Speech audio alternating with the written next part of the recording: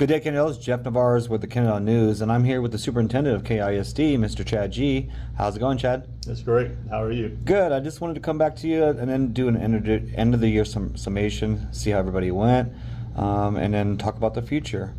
So let's just recap last year. You know, we had a lot of things happen, a lot of good things, a lot of bad things, but one great thing that happened was the passing of the bond.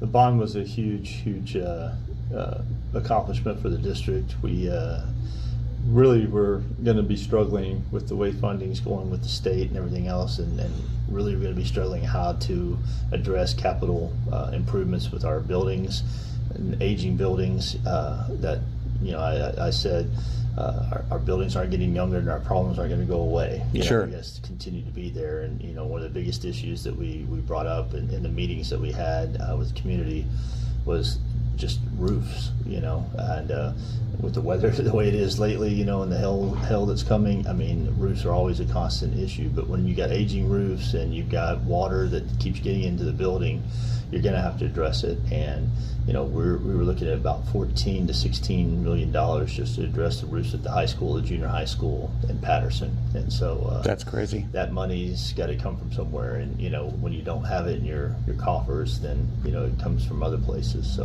the passing a bond, you know, especially the amount that we passed was significant for the future of our district. So. And theoretically, what's been happening is everybody before your tenure here, and even the trustees, it's just been kind of kicking the can down the hill. Well, I'll say whenever I first came in the district, I was told, don't try to go to bond. Don't even think about trying to go to bond. And we addressed a lot of issues. You know, we addressed the roofs on yes. Delaney, Arthur, and the CSS building, mm-hmm. you know, out of fund balance because we had no choice because the roofs were that compromised. And, you know, I think we were going to get pretty soon to a position like at the junior high school with the same thing if we don't address it moving forward. So we didn't want to wait until that happened. So I think through the years and through the needs, as the needs have arisen, you know, we've realized that bond was the only way we were going to be able to do that. And sure. I want to thank our stakeholders for supporting it and, you know, getting out and helping us make this happen. And so that was a big achievement this last year. We, you know, of course, our high school, you know, our sports teams and our UIL and academic, and you know, we do very well and make the playoffs pretty much in everything, and go 2 or 3 rounds deep. State competitions on most of the other things, the academic ones as well. Yeah. And we've had a very successful years, you know, and the year last year. We'd like to start getting back to getting to the next levels and some things, you know, and that would be great. And we're going to keep pushing towards that. But I will say that our high school graduation, once again, we had another year at UTA's auditorium, mm-hmm. and went well, very well. I kudos to Mr. Cagle and to the high school staff and, you know, everybody who helped put that on. And it was just a great way to end the year with a great celebration, and it kind of culminated everything for the year. So that was, you know, probably some of the highlights that we had. You know, there are others. As I said, you know, we're planning for next year and trying to recall last year. And even though it just finished up, it's, you know, we're already in the next phase of getting ready for next year, which kind of takes us into the questions about Arthur. So, you know, I'll answer the question, ask the question, and answer the question for you. So you don't have to do it. But I know everybody wants to know, is it going to be ready? Yes. You know, we've been saying it's going to be ready. It's going to be ready. Just sat in a meeting again yesterday, toured, went through. You know, everything's on course, but there's just a lot of projects that have got to get done in a short period of time. And sure. I mean, they're working towards them. Playground equipment's already going in, the new fencing's going in. I mean, you're going to see the paint start popping up on the outside of the building. You know, it's going to have a new paint job on it. It'll be ready. It's gonna, but you know, getting everything set up and ready at the end, it's going to be tight. You know, and our guys are going to be very busy moving stuff and moving teachers in and staff in, but we're tracking to be on time with it opening. So well, that's good. Let's back up just a little bit so people understand. We got the bond. We had a couple bonds that were denied. But for the majority part, we got what the KISD was asking for, and this isn't just patchwork. This is like a full-blown makeover for almost every building, or every building out there. Every building would be touched by this bond, and when we say a makeover, we're talking about the interiors. Yes, we're going to be redoing a lot of stuff on the outside, dealing with some erosion issues. I don't know if you've been around the high school and walked around the outside, but found the cement sidewalks are a little wonky around that building, and just making sure that everything is up to standards that we need to have in place, and going through bathrooms and redoing bathrooms, flooring. A lot of it is also maintenance issues, putting in materials that are going to be more maintenance friendly, which really helps us, with our staff, being able to better utilize them as opposed to having to constantly go back and repaint walls every year, putting other materials in that won't need to be painted. And so it's just things like that. Adding additions onto buildings that are needed. Space in our district, storage has been an issue, too, particularly for our band and our theater area. They don't really have a whole lot of storage, and so addressing that, addressing our CTE, bringing that standards up to quality for the students in that program, plus giving us more space, which allows us to move other CTE programs into other areas that were occupied by out of necessity. And so building onto the library in the junior high school, adding more space at the junior high school for future potential possible growth there. When we met years ago and decided to turn Arthur into the Early Childhood Center, we were positioning it so that we would have room for growth. And I think everything that we're doing is going to position our district, one, upgrade our buildings, make them more modern, on the inside, and address future growth. And update it with, like you said, modernization with IT, but also just the way that we teach our kids as well. It's a little out of date, the way our buildings are set up. Yeah. I think that's where kind of the concept, well, it was good enough when I went to school there. That doesn't apply anymore, because the standards that we have to sit there and address with kids now are so much different.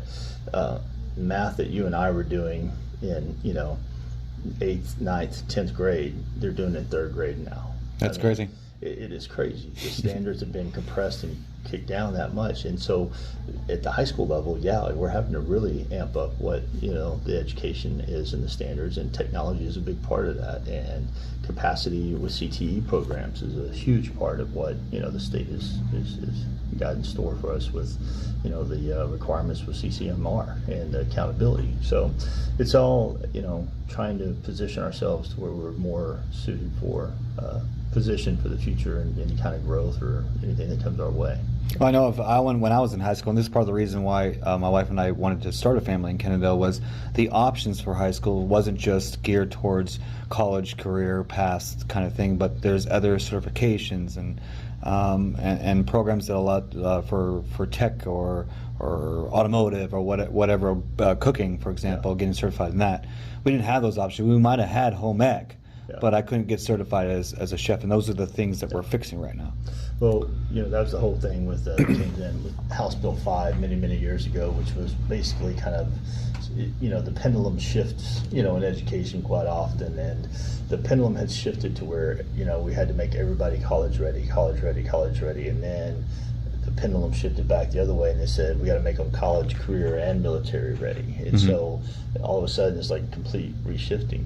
And that's one of the things that I feel like, that we're very fortunate for in Kennedale, is that our CTE programs are state of the art, and we've got several programs that districts our size don't offer to the newsroom. Students. The newsroom at the high school is amazing. And when we get to culinary, that'll be another area of phenomenal, that other districts aren't able to offer. We have kids that are basically repairing computers right now in a closet. I saw it. I was depressed. And getting them more space to be able to work That's great. in a better environment as well. I mean, these are all things that we hope to address with the bond. And just 2 years ago, we didn't have a dressing room for our cheer or our drill team. We took our multi-purpose room, which was the old band hall, and we converted it into an area where now they have a dressing area and they have a workout space. Yes, I saw that. And that was all addressed last year previously to the bond and all that, just by simply shifting some things around and being able to better use our spaces. And I think that's really kind of been a focal point, is how can we better utilize what we got. But now, we were kind of maxed out at what we were going to be able to do, and the bond it now allows us to sit there and have more areas to sit there and offer those things to our students. So. Well, it sounds like you and the trustees have been good stewards with our properties and our buildings, and just looking to the future about what we need to do. For example, the Arthur, like we already talked about before, it's almost finished. I understand that. I've been seeing the back area for the playgrounds going up, and just the way they redesign how the flow of traffic through that. So I think that's going to be good for the neighborhood as well. And you have a new principal for that this year?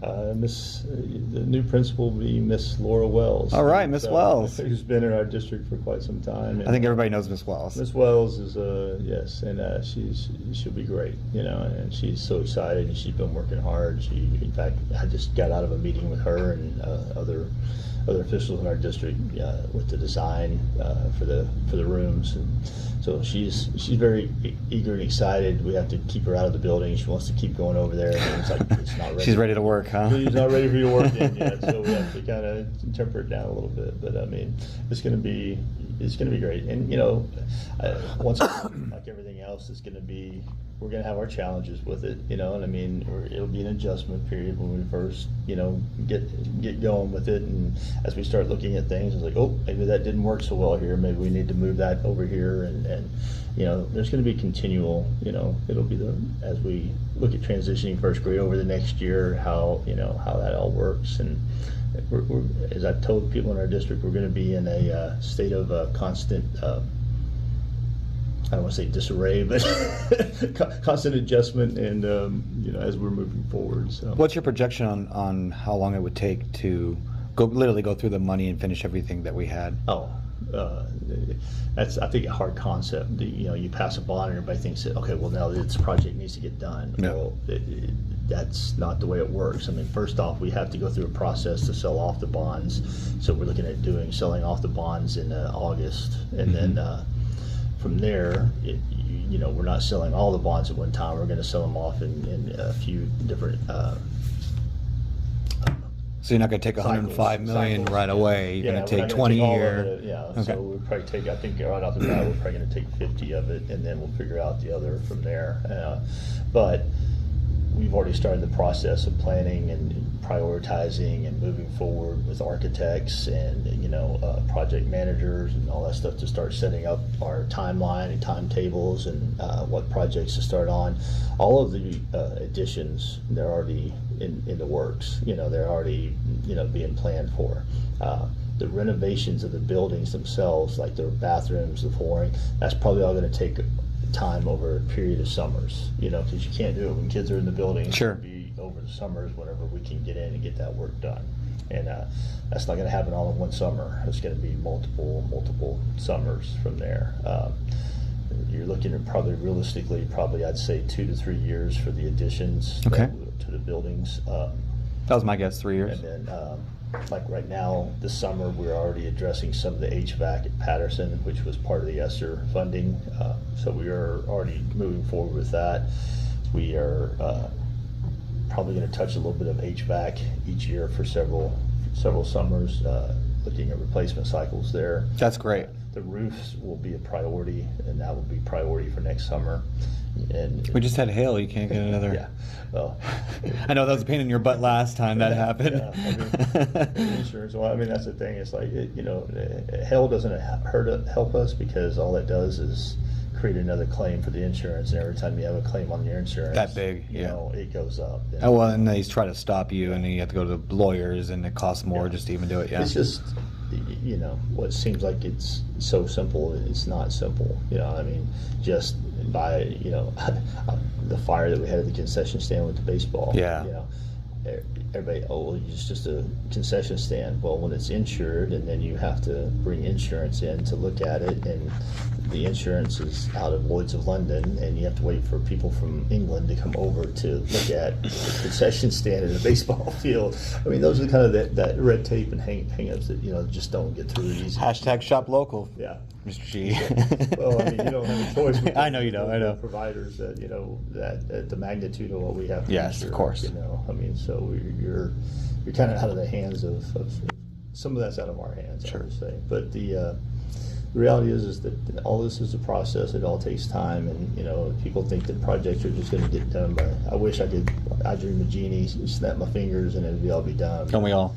It won't happen that fast. So it's going to be a long, drawn-out process over the next several years. So, yeah. So your pre-K, is it still business as usual, the program, or are we going to finally expand it to not only all day, but open to anybody? Well, that was the whole thing that started us down this rabbit hole. Mm-hmm. And, that in the first place was the state declared that we would move to full-day pre-K, which basically took us from being able to use one classroom for 2 pre-K classes during the day to now you have it just for 1, so now you got to double your space. And so then we started looking at how do we shift this around and where do we go, and that's what led us to changing Arthur into the Early Childhood Center. And right now I would say we are still based on the qualifying basis. We have opened it up to our staff that have, our staff have open transfer for our staff, and that's been since I got here. But now pre-K, we've also opened that up to our staff for our pre-K students of our staff. I would like to open it up more, but right now with the space and looking at where we're at and just funding, right now those considerations. Of course, state's not going to fund it for you. Well, they're going to make you do it, but not fund you. There is talk that the state is looking at funding full-day pre-K for everyone, and so that would be beneficial. The first step was that they basically said for teachers' kids, Yes. and now I think they're starting to realize that would be beneficial to all of our students, So we'll see. But right now, the plan is we're going to stay with the qualifiers, and right now I believe we have around 68 kids registered for pre-K. So that's a pretty good chunk of kids for us, so at our size. So let's move on to some of the things that I know that stress you out, because this is what we hire you to stress out about, which is the state. Thanks. You're welcome. The state just finished their legislative session. There's some laws that came out. Not finished yet. Well, yeah, they're in special session right now as of this, but their focus, I think, right now is for property tax deduction, not necessarily schools. Yeah. So what has come down the pipeline that is mandated and not funded that you're going to have to deal with? Safety and security, for one, and I don't think people realize the impact that mandating that every school have a armed person on that campus. There's a shortage of police officers. Sure. And when you start looking at state and how many schools there are, I know Mansfield has their own police force, but yet they don't have an officer for every campus because they don't have enough people. And I think just those kind of mandates, but then also the funding for it. Whenever you're saying, well, we're going to give you $15,000 per campus, and we're going to take your safety allotment from $9.72 for every student, and we're going to bump it 28 cents to $10. So 28 cents per student is what they're giving us. Well, let's just say we've got 30. Let's make that round at 30 cents at 30. 3,000 students. It's not a significant amount of money that you're talking about that they just put into our coffers, so Sure. to say. And then when they say, well, plus 15,000 per campus, well, okay, 15,000 at this campus, 15,000 at the next campus. If we are allowed to pull the money, and I learned this last week that we are possibly going to be able to pull that money, that's $75,000 to put towards a security person. That's just one. That's just that doesn't even pay for one. That's what I'm saying. So the amount of money that they've allotted to us doesn't pay for one armed security person. And now where's the money for the other ones? 3, yeah. And that's where it becomes very, very difficult. And that's what, gives me the gray hairs that you're starting to see it, because We're both getting there, Yeah, Chad. We've been doing this a couple of years now. it just becomes very frustrating when you're battling for the things that you need, and they create more mandates that cost more money or create more issues, but they don't want to sit there and pony up and put the money out for it, and that's where it becomes very, very frustrating. And I'll give you another example. Right now, the House Bill 100 didn't pass, which is where all the extra money that was going to be put into schools when we have a surplus of $33 billion, and now nothing's coming down the pipe to schools because it's being held ransom for vouchers, which takes money out of public schools. Welcome to politics at work, and this is the frustrating part that gets very, very infuriating whenever you're trying to do the best thing for kids. When you've got 5.3 million kids in the state of Texas go to public school, and a very small portion go to private school, and they want to sit there and put more and more. They're earmarking $500 million for vouchers.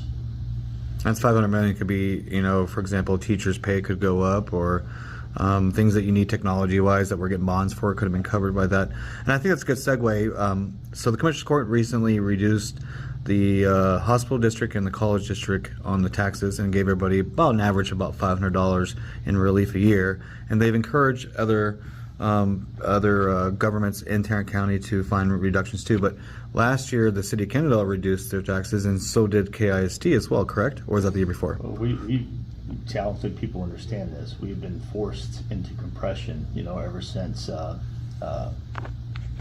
my gosh, what was it, 2018, 19?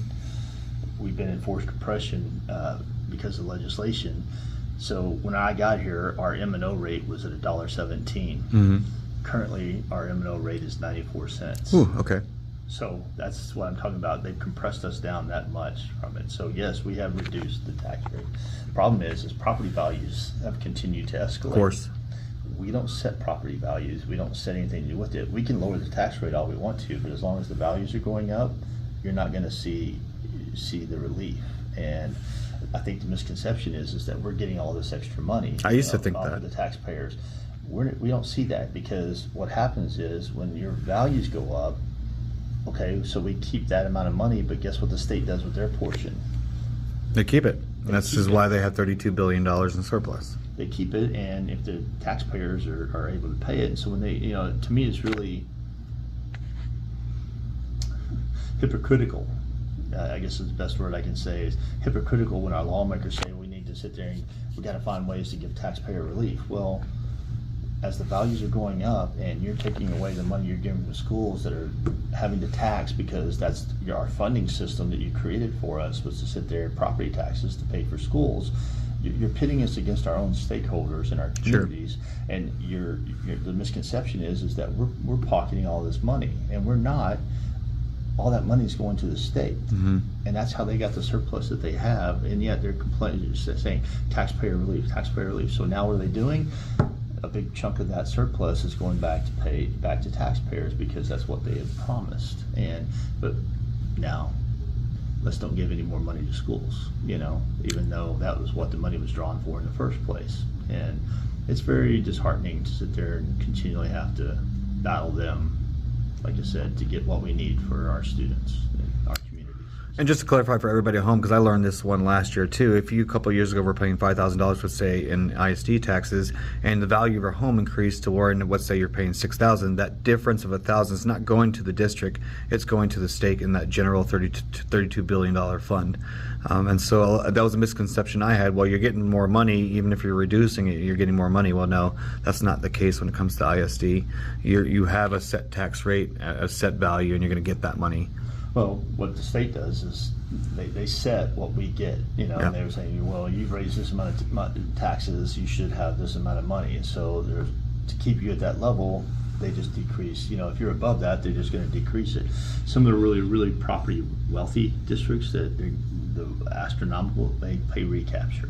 We're not at Southlake. Not at having to pay recapture, but we're getting close to it, But basically, they just sit there and they just offset. They just reduce what they're paying you, and it's a misconception that I think a lot of people have. That I'm glad you brought that up and to clarify it, but and it really does pit us against our own citizens. It does, because if you don't know, There's always the misconceptions. You look at it as your own savings account, your checking account, but that's not how it goes with government, and that's not how it goes with ISDs either. There's a lot of laws and separation of funds and what funds are for what, and you're held accountable for those.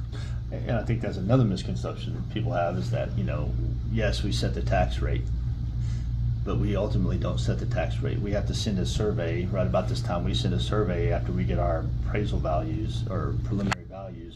We send a survey to the state of Texas, and to TEA, and they send back, this is the tax rate you need to be at. So are we really setting the tax rate? No.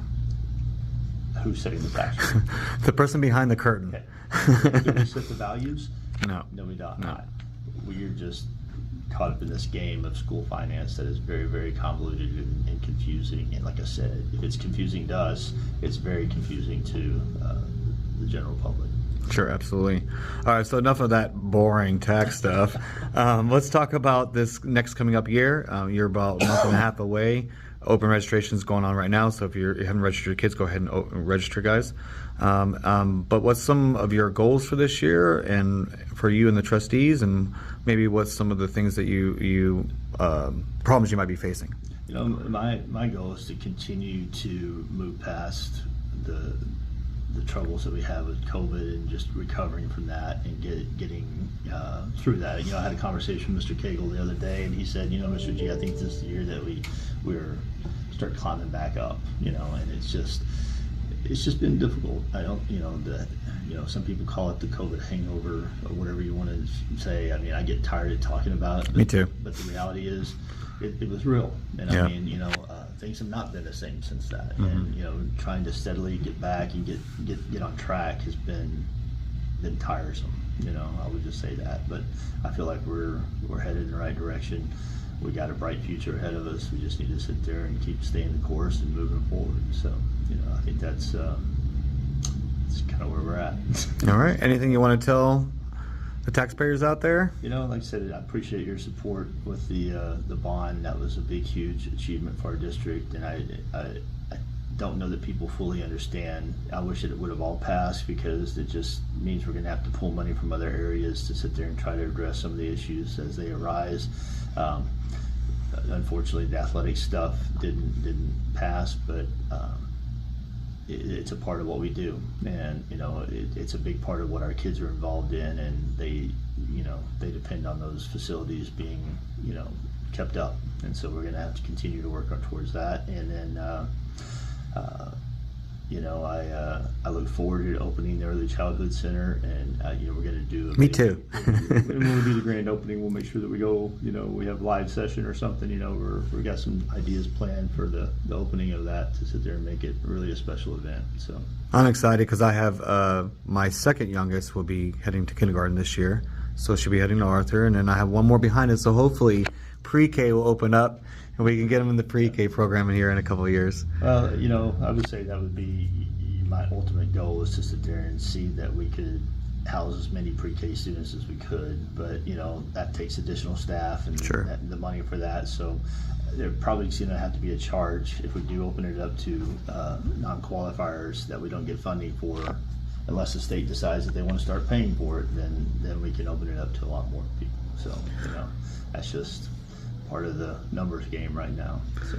Well, Ms. G, I always appreciate you giving me some time to answer my questions and answering the questions that people have out with my audience. And I also want to say congratulations on the new grandchild, and congratulations to Stacy, your wife, who retired from education as well. So I hope she enjoys her retirement. She's well deserved on that as well. She's going to be watching the grandchild next year as my daughter starts her career, and so it's going to be very interesting. I think she's after having him over to our house one weekend, we decided that she's going to have her hands full next year. Well, what a head start you have as a grandmother who's watching you, who's an ex-educator. Yeah. So, she's already got her room set up for working with him on stuff, and so she's very excited. So that's great. That's great news.